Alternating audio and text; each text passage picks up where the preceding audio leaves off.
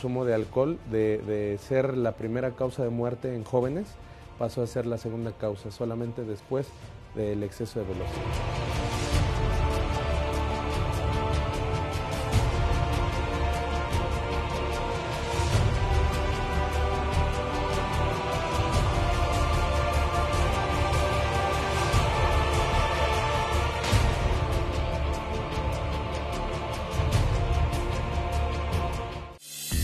En México, 1 de cada 3 muertes por accidentes viales son de jóvenes entre 15 y 29 años, de acuerdo con la Asociación Mexicana de Instituciones de Seguros.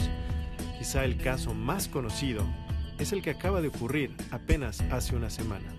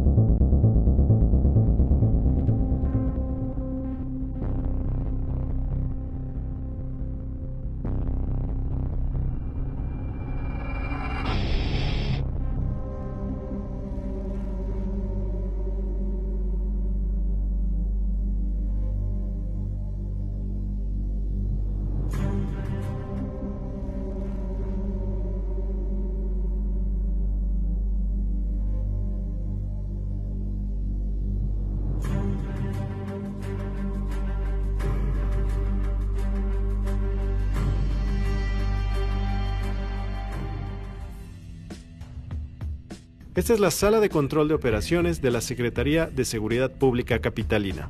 Aquí conversamos con el subsecretario Fernando Martínez Vadillo, quien también es conocido como Jefe Espartaco. Subsecretario, explíquenos qué es lo que estamos viendo en este momento. ¿Qué es este lugar, esta oficina? Claro que sí, bueno, pues primero que nada, bienvenidos. Esta es la sala de crisis que se ubica en el segundo piso de la Secretaría de Seguridad Pública. Estamos viendo los video wall. Estos video wall nos ayudan para tener la imagen no solo de las cámaras de tránsito de la ciudad, sino también de las cámaras del programa Ciudad Segura. A través de ellas podemos observar infinidad de temas, tanto de seguridad como de vialidad. Podemos observar vehículos que están infringiendo el reglamento de tránsito, algún bloqueo, alguna manifestación, algo que nos impacte de manera directa en la movilidad, desde un choque, una manifestación o alguna otra situación, y también podemos detectar algunas conductas que en algún momento dado pudieran ser ilícitas o que se pudiera dar el seguimiento en el tema de prevención del delito. En el caso del ahora muy famoso caso del auto BMW que se estrelló a más de 150 kilómetros por hora sobre Reforma, ¿ustedes en qué momento detectan este accidente? ¿Antes, durante o después de que ocurre? Indudablemente se encuentra un equipo capacitado de parte de la Secretaría de Seguridad Pública, son policías que operan las cámaras. Ellos se encuentran realizando paneos, realizando recorridos virtuales, vigilancia virtual, y tienen asignado cierto número de cámaras. En el caso específico que me comenta, tuvimos oportunidad de revisar el video una vez que ha pasado el evento, pocos segundos después, una vez que sale la emergencia, y pues bueno, a través del análisis forense del video es como se pudo determinar de manera aproximada la velocidad que desarrolló este vehículo, sobre todo en la última parte del Paseo de la Reforma, en el tramo comprendido entre el Museo de Antropología y lo que es Lieja, el lugar donde se impactó. Es decir, con estas cámaras ustedes pueden detectar aproximadamente a qué velocidad va un auto. En estas cámaras el cálculo se pudo hacer tomando en cuenta la relación de la distancia-tiempo, es decir, a través de una fórmula pudimos acceder a esa información. ¿Para qué nos ayudaron las cámaras? Para poder precisamente, como observamos, traen ubicado el lugar y traen la fecha y traen el tiempo. Ese dato fue el que nos ayudó de una cámara a otra, el tiempo que tardó en recorrer este vehículo, ¿no? En este famoso caso del auto BMW, de hecho, la marca del auto es lo que sobresale, ¿no? Es lo que se maneja en redes, es lo que cuando uno hace la búsqueda de Google, la palabra BMW es lo primero que sobresale. Normalmente hay accidentes, supongo muchos otros, a esta misma velocidad, no sé si en Reforma o en otras vías primarias, sin embargo no obtienen tanta atención. ¿Por qué usted cree que este sí fue un caso tan famoso? Bueno, en este caso, primero, como bien comenta, incide el tema de la marca del vehículo. Es un vehículo de lujo, es decir, no es muy común en la ciudad, que circule en la ciudad, pero también algo muy importante, que es que perdieron la vida desgraciadamente 4 personas. Es decir, no fue un evento donde tuvimos una persona fallecida, no tuvimos 2, tuvimos 4 personas fallecidas, jóvenes todos ellos, y que también intervino el tema del alcohol. Eso sí es muy extraño que ocurra, que en un solo accidente, en un solo vehículo mueran 4 personas. Así es, esto es lo que le da esa importancia a este hecho de tránsito. Primero, porque fallecen 4 personas, jóvenes todos ellos, con muchos proyectos, un proyecto de vida cada uno, pero también porque intervino el alcohol. Es decir, de haber respetado el reglamento de tránsito, de haber consumido alcohol y no haber manejado, de haber respetado el límite de velocidad, de haber respetado el reglamento de manejo general, estuviéramos hablando de otras ¿Y es cosas. común que esto ocurra entre semana, como fue el caso de este accidente? Uno esperaría o supondría que en sábado, en viernes quizá ocurran, pero en jueves parecería que no es el día en el que suele ocurrir este tipo de eventos. De manera general, la cantidad de personas que van a un lugar a convivir e ingieren alcohol, indudablemente se da en mayor cantidad el fin de semana. Sin embargo, a lo largo de toda la semana hay ciertos lugares que dan el servicio y pues bueno, la cantidad de personas que lo hace es en fin de semana, por eso se puede incrementar más la probabilidad de que un hecho suceda.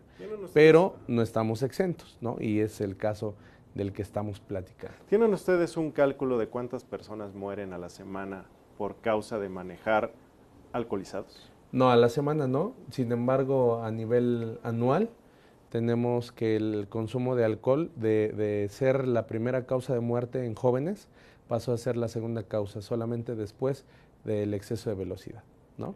Y en este caso valdría comentar que la combinación entre el exceso de velocidad y el consumo de alcohol es una combinación fatal, ¿no? de consecuencias lamentables. Antes de este último, ¿cuál fue el más impactante que recuerda, pero que no se le dio gran difusión como se le dio a este otro caso? No, pues hay muchos, en la historia de nuestra ciudad hay muchos hechos de tránsito que cada uno tiene sus particularidades, no todos tienen la misma difusión tal vez o la misma incidencia dentro de la población en general. Nosotros quisiéramos llegar a esa cifra cero que nos habla la visión cero, que es evitar, porque si nos vamos a lo que dan cuenta los medios de comunicación, el propio INCIFO, en el 95% de hechos de tránsito son evitables.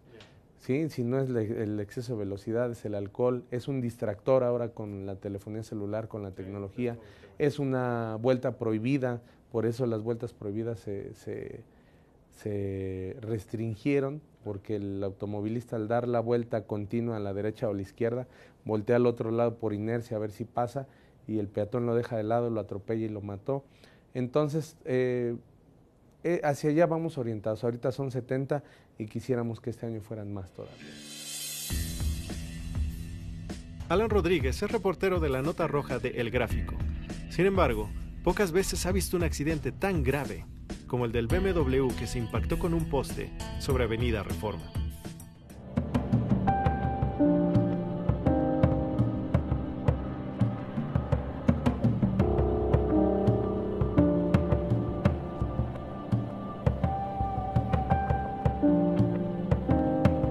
Tú viste el auto, tú ya estuviste físicamente ahí. ¿Te impresionó al verlo, tú que eres reportero de La Nota Roja en El Gráfico y de que viste este tipo de cosas? ¿A ti te impresionó cómo quedó el auto? Me impresiona la destrucción que causó, me impresiona el número de muertos que dejó. No es común que en un accidente mueran 4 personas. No es común en la esquina de Reforma en la que estamos ahorita. Lo describiste en ese momento en un video en vivo. ¿Nos podrías repetir cuál fue la impresión que te generó al ver la magnitud del daño sobre el automóvil? Lo primero que uno piensa cuando ve un coche partido a la mitad es qué tan rápido iba la persona que lo iba manejando. En los accidentes, en las riñas, en los actos violentos, ¿qué tan frecuente es el alcohol en estas tragedias que te ha tocado ver? Pues mira, haciendo una relación no oficial, obviamente, yo te puedo decir que muchos muertos que nos ha tocado cubrir en esta fuente son después de fiestas, son durante fiestas. Yo no satanizo a las fiestas, las personas tienen derecho a divertirse. Sin embargo, pues vaya, sí está presente el alcohol en muchos casos. En particular, ¿no es el más o es el más violento que te ha tocado experimentar? En situaciones similares, ese accidente se parece mucho a uno que ocurrió en Calzada de Vaqueritos y Periférico, allá por el año 2014.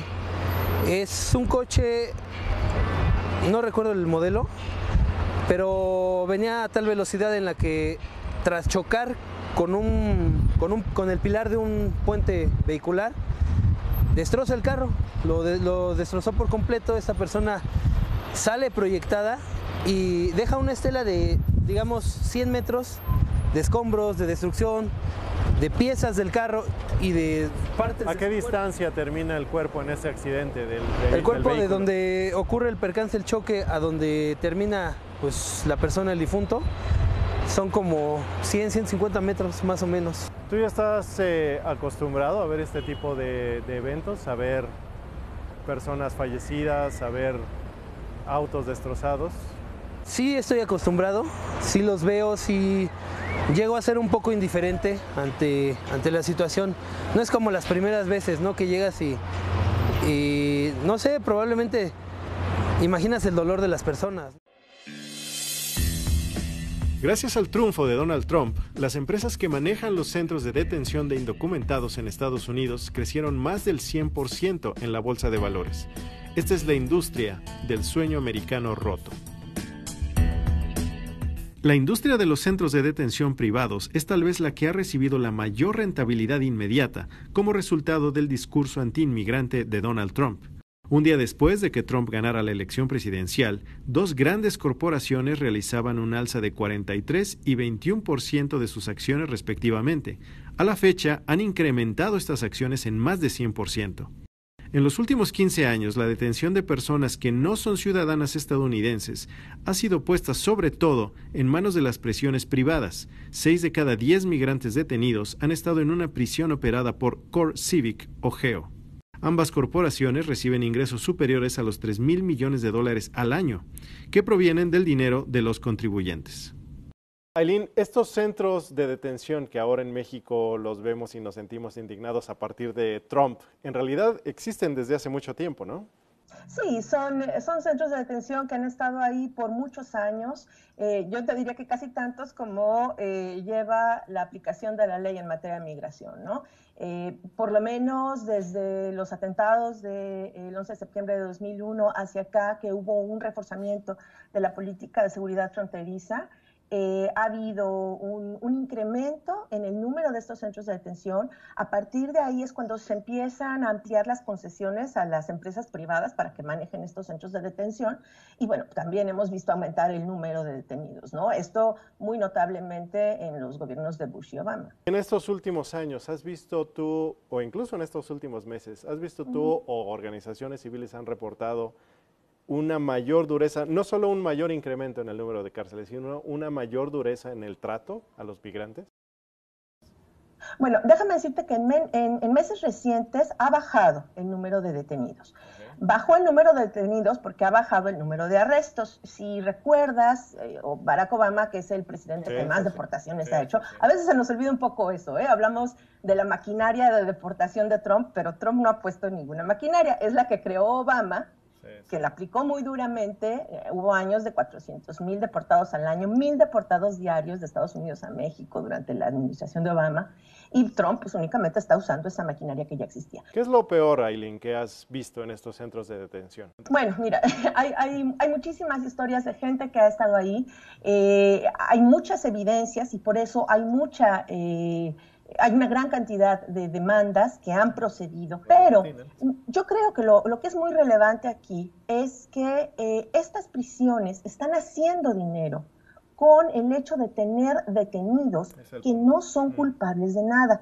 Quienes van a un centro de detención de inmigración no han sido juzgados, no han sido sentenciados. Son personas que fueron detenidas y tiene que probárseles que han cometido algún delito. Incluso, Esteban, hay gente que viene de México a Estados Unidos a pedir asilo político, gente que, por ejemplo, le secuestraron al hermano, le mataron al papá y le dicen sigues tú, y están teniendo que salir de Tamaulipas, de Chihuahua, de Guerrero, vienen a Estados Unidos y de acuerdo con la ley lo que procede es ellos dicen, voy a pedir asilo político, y entonces se les lleva al centro de detención mientras presentan su caso al juez. Es decir, la persona ni siquiera fue detenida en nada, dice, auxilio, quiero salvar mi vida.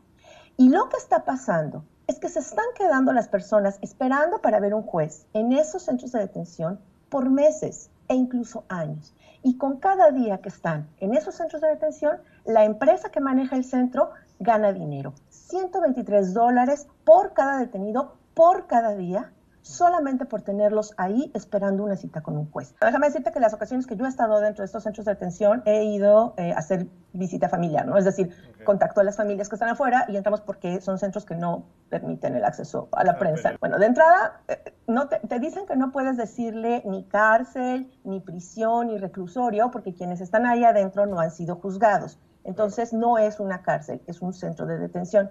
Pero para entrar tienes que pasar varias vallas de alambre de púas, de puertas metálicas. Lo que tienes en la sala de espera de estos lugares, te dan una ficha y entonces te van llamando para pasar y te siguen un espacio en una salita de visita. Es que hay niños que están vestidos con sus mejores atuendos, las niñas súper arregladas, muy peinadas, emocionados, porque van a ver a su papá o porque van a ver a su mamá, en ese ambiente carcelario hostil.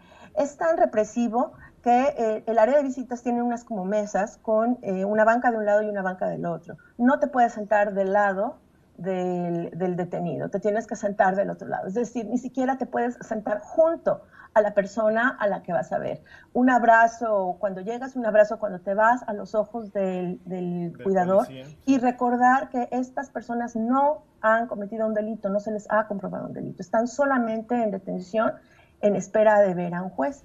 Hace 20 años, Gustavo cruzó la frontera con Estados Unidos en busca del sueño americano. Terminó, sin embargo, en un centro de detención. Mi nombre es Gustavo Lavariega Díaz, tengo 42 años.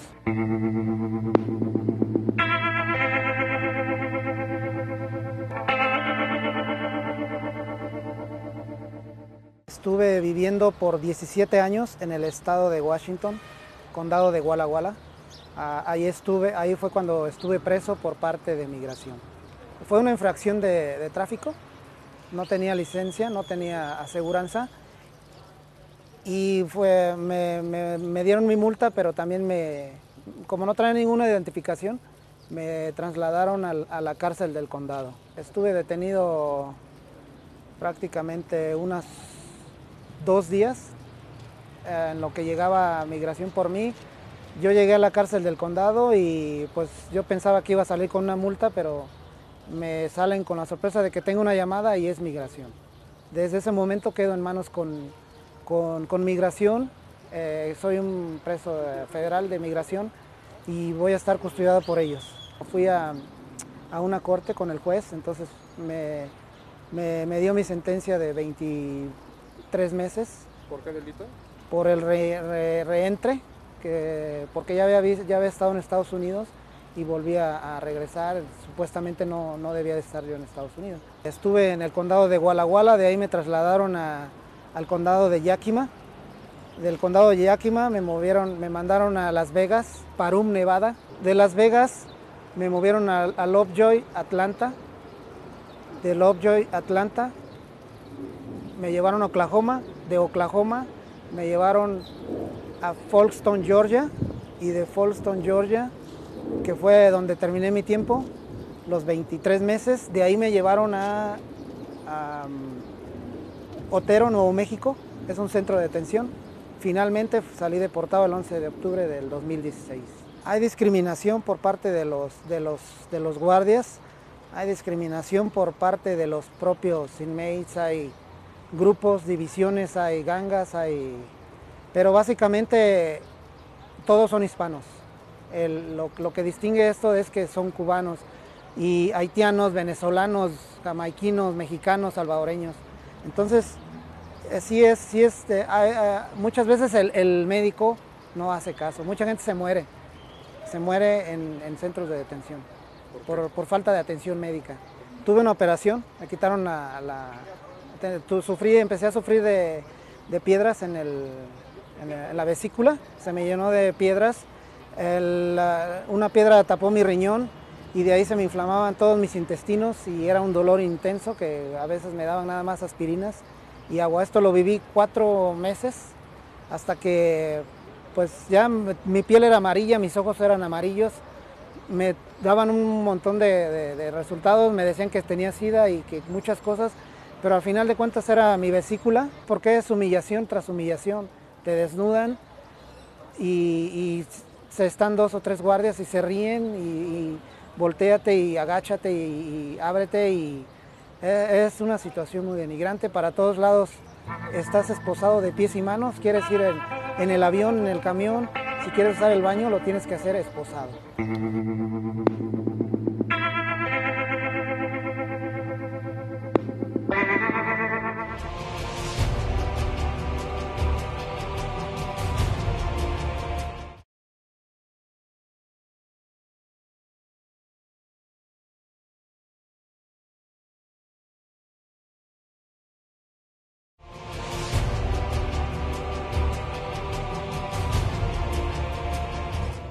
Emilio el Indio Fernández es un emblema de la época de oro del cine mexicano. Pocos saben que fue objeto de espionaje porque en los años 80 gustaba de visitar países comunistas. Bueno, pues el Indio Fernández visitaba a la crotalista Amalia. Él la iba a visitar porque ella estaba triunfando en esa época. También él tuvo una relación con Rusia y esto debido al director de cine Sergei Eisenstein. El Indio Fernández inspiró su cine en él, así es de que él hizo una película, se llamaba Rancho Grande, entonces el Indio Fernández también por eso tenía esa relación con Rusia, ya que este director de cine fue quien le dio esa idea al Indio Fernández de retratar toda la cultura mexicana y la Revolución Mexicana. Esa era otra de la relación que tenía, y Sergei Eisenstein vino a México también, se reunió con el Indio Fernández, con María Félix, y con Frida Kahlo, Diego Rivera. Y ahí, bueno, en esa reunión que hubo, se decía que pues estaban tramando algo malo, ¿no? Porque vino Eisenstein, pero todo era referente al cine del director ruso.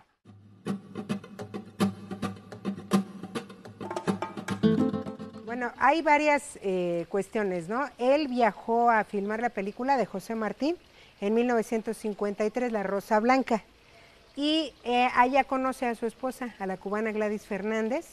Él va y habla con el papá de Gladys, le dice que se quiere casar con ella. El papá era un general allá en Cuba y le dice, pues sí, ¿con cuál de mis hijas te quieres casar? Eran varias, y él agarró a la más chiquita, se casó con Gladys y procreó a su hija, a la maestra Adela Fernández. También tenía relación porque los presidentes de allá le hacían obsequios. Como Batista le obsequió en una ocasión unos gallos enanos. ¿Y cuál fue el destino de los gallos? Bueno, pues la actriz Columba Domínguez los cocinó. El Indio llegó en una ocasión, raro en él, llegó tomado, así es de que la despertó y le dijo que venía con amigos, la despierta y le dice que quiere que le haga de cenar un mole. Le dice Columba, no dejaste dinero, no hay para hacerte de cenar, pues a ver cómo lo haces, yo quiero mi cena. Así es de que el Indio y sus amigos cenan el mole porque se los prepara Columba y al final Se van los amigos y el indio le dice a Columba, no que no tenías para hacer la cena como le hiciste. Y Columba le dice, pues maté a tus gallos. ¿Cómo que mataste a mis gallos que me regaló Batista en Cuba? Y por eso mandó pintar los gallos en el comedor, y así se llama el comedor de los gallos.